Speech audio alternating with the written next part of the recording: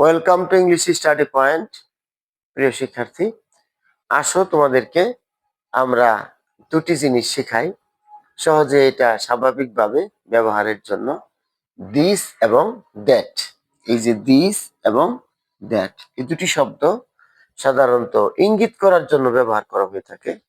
তাহলে দিস এবং দ্যাট কখন ব্যবহার করা হয় তুমি জানবে যে এটা হচ্ছে নিকটবর্তী নির্দেশক আর এটা হচ্ছে দূরবর্তী নির্দেশক। আবার এটা নিকটবর্তী এক বচন এবং দূরবর্তী এক বচনের জন্য ব্যবহার করা হয়ে থাকে। যেমন তুমি লেখো যে দিস ইজ এ বুক। এই এই হয় একটি বই। এই হয় একটি বই, অর্থাৎ এটা নিকটবর্তী এক বচনের জন্য ব্যবহার করা হয়েছে। আর যদি তুমি লেখো দ্যাট ইজ এ পেন, ওই হয় একটি কলম।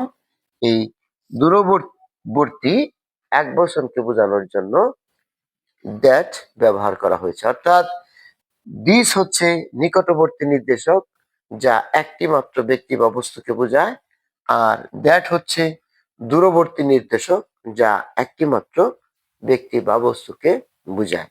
তুমি এভাবে আরো অনেক ট্রান্সলেশন করতে পারো, যেমন this is my classroom, this is my reading room, this is my pen, this is my mobile phone.